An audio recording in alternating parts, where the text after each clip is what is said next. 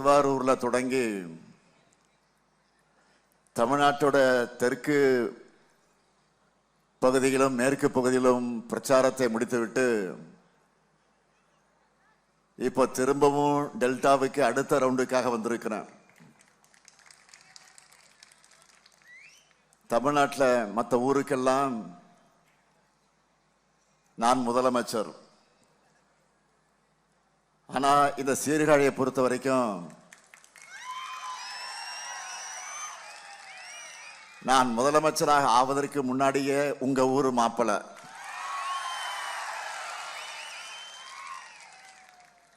ஏழாவது முறையா திராவிட முன்னேற்ற கழக அரசு அமைய, திராவிட மாடல் 2.0 ஆட்சி அமைய உங்க ஊர்ல பொண்ணெடுத்த உரிமையோடு உங்க ஊர் மருமகனா வாக்கு கேட்க வந்திருக்கிறேன். அது மட்டுமல்ல,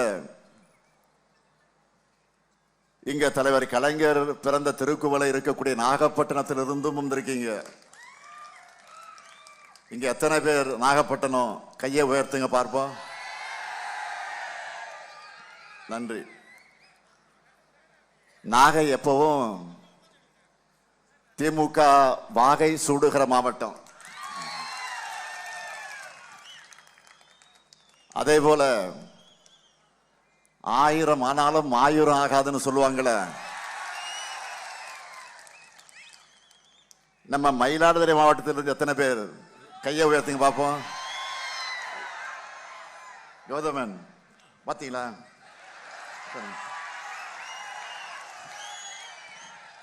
நன்றி நன்றி.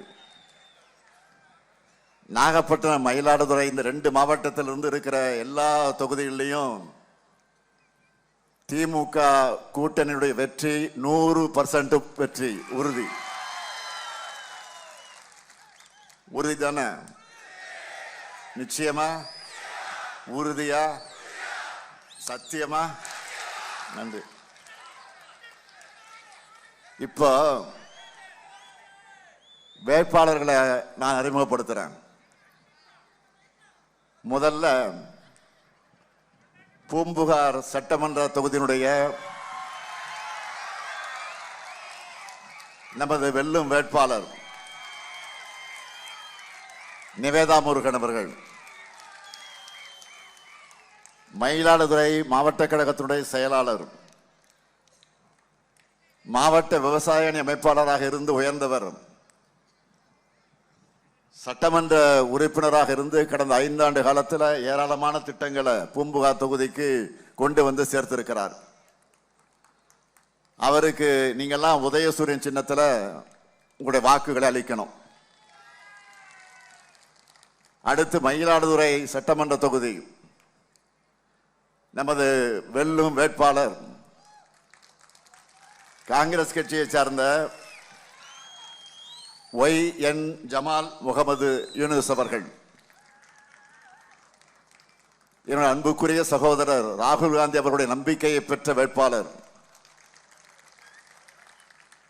இளைஞர் காங்கிரஸ் பொதுச் செயலாளராக இருந்து பணியாற்றியவர். அவருக்கு நீங்கள்லாம் கை சின்னத்தில் உங்களுடைய வாக்குகளை அளிக்கணும். அடுத்து சீர்காழி சட்டமன்ற தொகுதி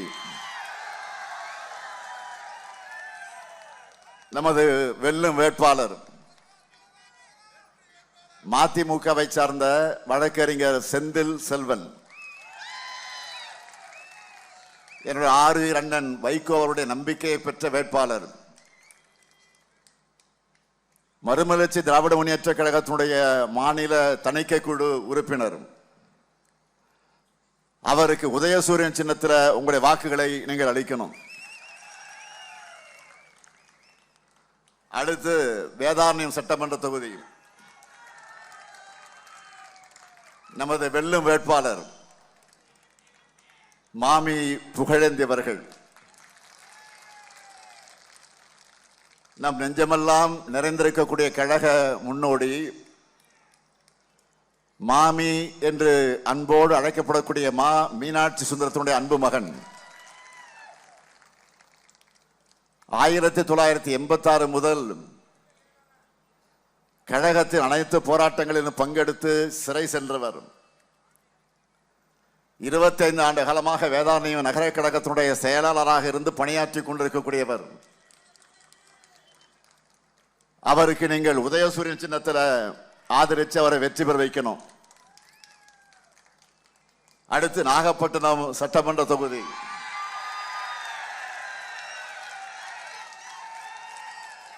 நமது வெல்லும் வேட்பாளர் மனிதநேய மக்கள் கட்சியினுடைய தலைவர் பேராசிரியர் ஜவஹர்லால் அவர்கள் சட்டமன்றத்தில் மனித உரிமைகளுக்காகவும் ஜனநாயக உரிமைகளுக்காகவும் சிறுபான்மையினுடைய நலனுக்காகவும் ஆணித்தரமாகவும் அழுத்தமாகவும் குரல் கொடுக்கக்கூடியவர். கல்லூரி பேராசிரியராக இருந்து அரசியலுக்குள் நுழைந்து ஒரு இயக்கத்திற்கு தலைமை தாங்கி கொண்டு இன்றைக்கு அதை நடத்தி கொண்டிருக்கக்கூடியவர். இன்னும் சொல்லணும்னா நம்முடைய மதச்சார்பற்ற முற்போக்கு கூட்டணியுடைய முக்கிய தூண்களில் ஒருவராக பேராசிரியர் ஜவஹர்லால் அவர்கள் விளங்கிக் கொண்டிருக்கிறார். அவருக்கு நீங்கள்லாம் உதயசூரியன் சின்னத்தில் வாக்குகளை அளித்து அவர் வெற்றி பெற வைக்கணும்னு கேட்டுக்க விரும்புகிறேன். அடுத்து கீழ்வலூர் சட்டமன்ற தொகுதியில்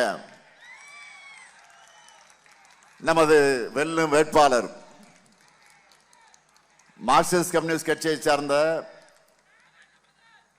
சகோதரி லதா தங்கமணி அவர்கள். தலைவர் கலைஞர் அவர்கள் பிறந்த திருக்குவளைக்கு பக்கத்தில் இருக்கக்கூடிய வாழக்கரையில் பிறந்தவர் அவர். மார்க்சிஸ்ட் கம்யூனிஸ்ட் கட்சியில மாதர் சங்க மாநில துணைத் தலைவராக இருந்து செயல்பட்டு வருகிறார். மக்களுக்கான போராட்டங்கள்ல முன்னின்று பங்கேற்கக்கூடியவர்.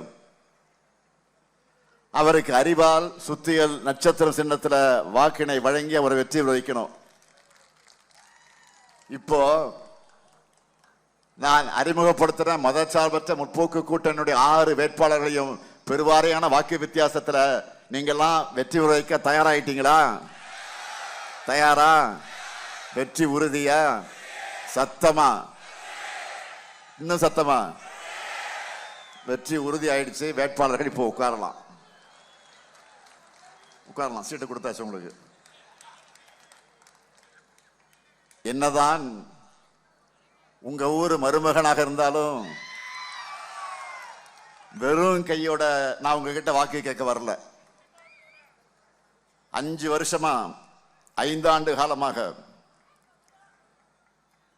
ஏராளமான திட்டங்களை நிறைவேற்றி கொடுத்த அந்த உரிமையோடு உங்க ஆதரவை கேட்க வந்திருக்கிறேன். மயிலாடுதுறை மாவட்டத்தை முதல் எடுத்துப்போம். மயிலாடுதுறை நகராட்சியில் புதிய பேருந்து நிலையம், மாவட்ட ஆட்சியர் அலுவலகம் மற்றும் வட்டாட்சியர் அலுவலகம், மயிலாடுதுறையில் 45 கோடி ரூபாயில் அரசு மாவட்ட தலைமை மருத்துவமனையாக தரம் உயர்த்த கூடுதல் கட்டடம், சீர்காழி அரசு மருத்துவமனையில் தீவிர சிகிச்சை பிரிவு கட்டடம், பூம்புகார் கடற்கரையில் சுற்றுலா வளாகம் அதனுடைய மேம்பாடு, இவை உள்ளிட்ட பல்வேறு பணிகளை செஞ்சிருக்கிறோம். இதுபோக சீர்காழி தரங்கம்பாடி வட்டங்கள்ல கடல் நீர் உட்புகுவதை தடுக்க கடமடை நீரொழுங்கிகள் அமைக்கக்கூடிய பணி, தரங்கம்பாடி கிராமத்தில் மீன்பிடி துறைமுகம் உள்ளிட்ட பணிகள் நடைபெற்று வருது. அதே மாதிரி மயிலாடுதுறைக்கு மருத்துவக் கல்லூரியும் இங்க இருக்கிற கூட்டுறவு சக்கர ஆலையை மீண்டும் இயக்குவதற்கான பணிகளும் அரசோட பரிசீலனையில் இருக்கு. அடுத்து நாகை மாவட்டத்திற்கு வர, ஒரு பக்கம் சிக்கல் சிங்காரவேலர் கோயில், இன்னொரு பக்கம் நாகூர் தர்கா, இன்னொரு பக்கம் வேளாங்கண்ணி, வேளாங்கண்ணியுடைய மாதா கோயில் என தமிழ்நாட்டினுடைய மத இணக்கத்திற்கு அழகான சாம்பிள் நாகப்பட்டினம் தான் இல்லையா? கடந்த 5 ஆண்டுகளில் உங்களுக்காக வேதாரண்யம் அரசு மருத்துவமனையில் புதிய கட்டடம், அக்கரைப்பேட்டை மேம்பாலம், 27 மினி பேருந்துகள் சேவை, இசைமுரசு அனிஃபா நூற்றாண்டு நினைவு பூங்கா, துறைமுக மேம்பாட்டு பணிகள் உள்ளிட்ட பல்வேறு பணிகளை நாகை மாவட்டத்தில் செஞ்சு கொடுத்திருக்கிறோம். இதுபோக நாகப்பட்டினம் புதிய புறநகர் பேருந்து நிலையம், நாகப்பட்டினம் நியோ டைடல் பூங்கா, பணிபுரியக்கூடிய பெண்களுக்கு தோழி தங்கும் விடுதி, புதிய நூலக கட்டடங்கள், பிரதாபராமபுரம் நீல கடற்கரை திட்டம்னு பல பணிகள் அடுத்தடுத்து நடந்துகிட்டு இருக்கு. இது மட்டுமல்லாம தஞ்சை, திருவாரூர், மயிலாடுதுறை, நாகை உள்ளடக்கிய வேளாண் தொழில் பெருந்தடம் அமைக்க விரிவான திட்ட அறிக்கை அறிவிப்பையும் வேளாண் பட்ஜெட்ல அறிவிச்சிருக்கிறோம். மீனவர்கள் நிறைஞ்ச மாவட்டம் இது. நாகை மாவட்டம் நம்பியார் நகர்ல மீனவ சொந்தங்களை சந்திச்சு நான் பேசினப்போ,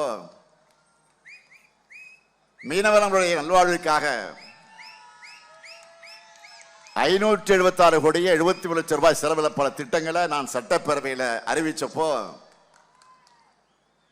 நாகையிலிருந்து நீங்கள்லாம் நன்றி சொல்லி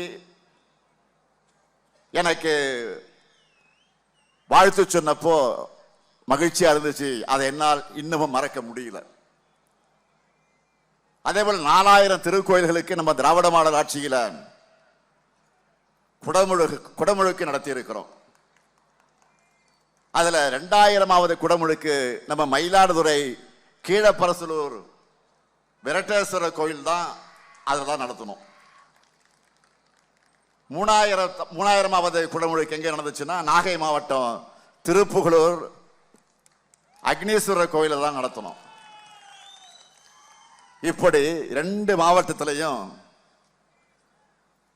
மீனவர், இளைஞர், உழவர்கள், மகளிர், பக்தர்கள் யாரையும் விடாம எல்லோருக்காகவும் நன்மைகளை செஞ்சு தந்துட்டு கம்பீரமா தெம்போட திராணியோட உங்ககிட்ட நான் ஆதரவு கேட்கிறேன். ஆனா இப்படி பேசுறதுக்கு எந்த கண்டென்ட் இல்லாம கண்டதையும் பேசுகிற ஒரு எதிர்கட்சி தலைவரா பழனிசாமி வலம் வந்து கொண்டிருக்கிறார். நாள்தோறும் கருத்து கணிப்புகள் முடிவுகள்லாம் வந்துகிட்டு இருக்கு இல்லையா? அதுல திமுக கூட்டணி வெற்றி எண்ணிக்கை கூட கூட தோல்வி பயத்துல பழனிசாமி தரம் கீழே கீழே இறங்கிட்டு போகுது. கூவத்தூர்ல எம்எல்ஏக்களை ஏலம் எடுத்து முதலமைச்சரானவர் அவர். அந்த பதவியில் இருக்க தகுதியே இல்லைன்னு சொல்லி நீங்க எல்லாம் தோக்கடிச்சீங்க. இப்ப அவரே முதலமைச்சரா மட்டும் இல்ல, எதிர்கட்சி தலைவராக இருக்கவும் தனக்கு தகுதி இல்லை என்பதை போல நடந்து கொள்கிறார். தன்னுடைய தராதரம் இல்லாத பேச்சுக்களால் தன்னையும் தன்னுடைய கட்சியையும் மக்கள் கிட்ட அசிங்கப்படுத்தி கொண்டிருக்கிறார். 2026 தேர்தல் முடிவுகள் பழனிசாமி என்ற அசிங்கத்தை அரசியல் இருந்த துடை தெரியணும்.